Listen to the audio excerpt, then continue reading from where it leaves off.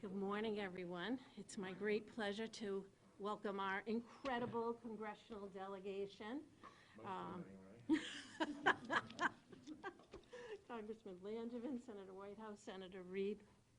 It's so nice to have you here, and it gives me the opportunity to again thank you for your continued support of our work and all the needs in our community. And I'd like to also thank our guests, Celia Hernandez and Sarah Cody, who will also be joining us this morning. Today we're going to be talking about the child tax credit, which is part of the American Rescue Plan and provides the largest child tax credit in history and also reaches more families than ever before.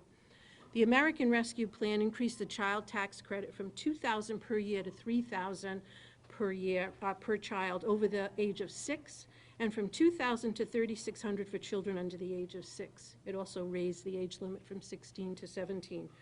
This tax credit goes far in helping our families meet their financial obligations, particularly now in a time of such high inflation. So I want to thank you all for helping to make this happen, and it is now my great pleasure to introduce Senator Reed.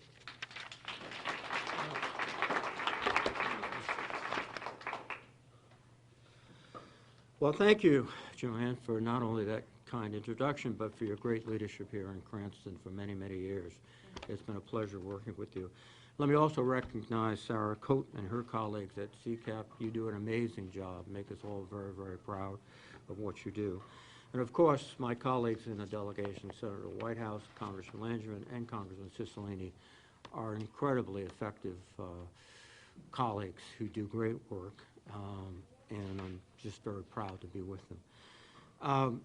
If you recall, when the Republicans were in power, they passed a tax bill where the benefits and the breaks were largely directed to the top, the very tip top. And their rationale with these benefits would trickle down. It doesn't happen. It isn't effective. So we went at the problem a different way. We believe hardworking American families deserve a tax break. And so we passed a series of laws designed to help working Americans with the idea that you build economic strength from the middle out, not the top down. Now, one of the laws we passed included a major expansion of the child tax credit, or CTC, as some people say, but it should really be called the family tax cut. This is real money that parents can use in areas of greatest need. This is money that goes right into the bank account to enable them to afford what their families need. And as a result, it is providing a real economic boost for individuals and communities. And most importantly, the 2021 credit is fully refundable. This means no Rhode Islander will miss out on their deserved CTC funds due to a lower income, which in turn translates to larger tax refunds for these families. These families are the ones who most desperately need it, by the way.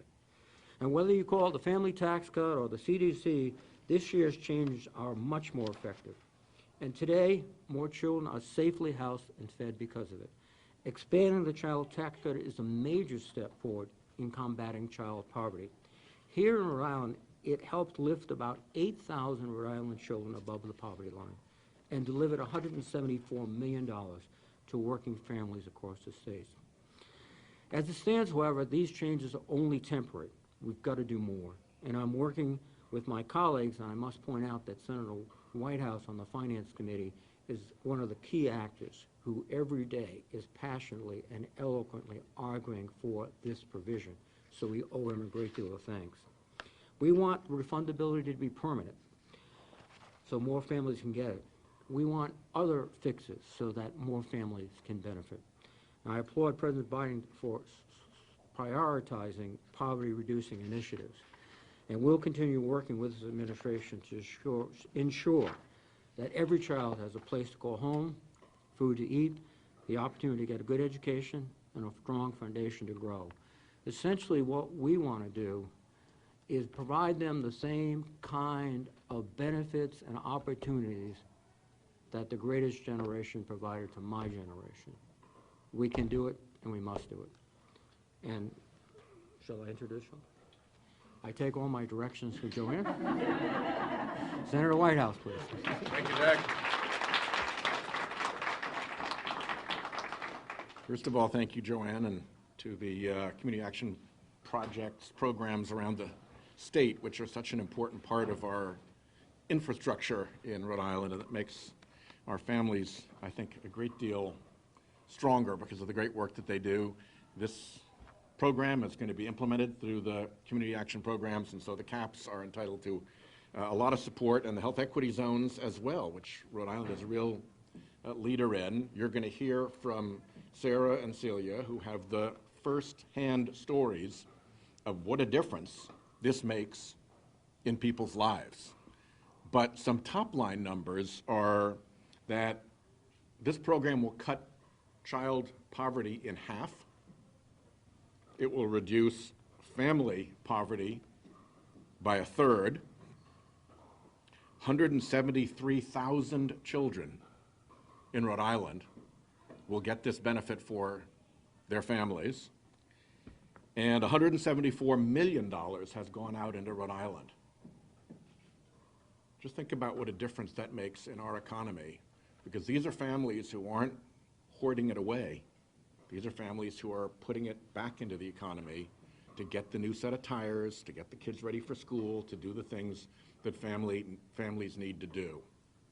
If you're a mom with kids who are 4 and 8 and 10, and you're working full-time minimum wage, you're making about $30,000 a year. This, for you, is an additional $10,000 every year. That is a big step up, and it's a big step up out of poverty. So I was really proud to have the Finance Committee make sure this got into the rescue program, but it was temporary there. Now we're working through the Finance Committee to get it into the full reconciliation bill on a permanent basis, because build this foundation under American families and they will soar, and the kids will do so much better.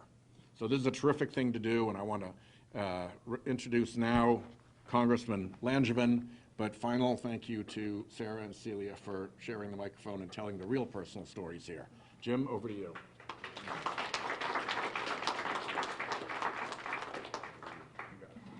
Trying to make sure I don't get my colleagues' toes. Right? Well, good morning, everybody, and great to be with you today. What a great day for this this announcement to share this this important news about the child tax credit. I want to just recognize my colleagues in the delegation, Senator Reid and Senator Whitehouse. Let me also recognize great work done by Joanne McGonigal. Yeah, Joanne, thank you for everything that you do to eradicate poverty in Rhode Island. Also recognizing Sarah and Veronica and Celia for the testimony that you're about to give, and sharing your stories and helping to highlight the importance of this tax credit for all Rhode Island. We are here today to discuss a program that is near and dear to my heart, to all of us, the expanded child tax credit. So I can tell you that since my colleagues and I passed the American Rescue Plan Act, as Senator Reid and Senator Whitehouse have already mentioned, this transformative policy has been a tax cut for millions of middle-class families across Rhode Island, across the country. And here in Rhode Island, 173,000 families are now eligible to receive these child tax credit payments, which have already helped countless families cover the cost of things like childcare, groceries, rent, and other everyday life necessities that are just so important to families. So starting today, another round of support is on its way, and now we understand that over $200 million have already been distributed to help families across Rhode Island pay their bills and make ends meet, and it couldn't come at a better time. Experts say that our legislation has actually helped to cut childhood poverty nearly in half. What a great feeling that is, nearly in half. It's extraordinary. And I am just so down proud to have worked with my colleagues to help make this happen. And now I can tell you the Democrats are working hard to pass President Biden's Build Back Better agenda, which will extend these middle-class tax cuts for years to come. And it's so important because unlike the tax cuts passed by the previous administration, these tax cuts will benefit millions of working families, not just large corporations and the wealthiest Americans. So as we come out of this pandemic, I really do believe that it's high time that we start investing more in the middle class, helping families to get ahead, and that's exactly what the Build Back Better plan is all about. So later today, when I return to Washington, I'm going to be laser focused on passing the Build Back Better Act in the House with my colleague Congressman Cicilline, and David would have liked to have been here too, even though he's from the 1st District. I would have given him a day pass to come here today. But he's actually flying to D.C. From California for something, travel he had to do out there. But we are laser focused on getting the Build Back Better agenda across the finish line in the House this week, so that my friends, Senator Reid and Senator Whitehouse, can work on getting through the Senate, which I know they will do. So with that, I have to say I'm optimistic that we'll be able to deliver this historic legislation to President Biden's desk very soon on behalf of the American people, and so that obviously also many Rhode Islanders are counting us to get it done, and we will. Thank you very much.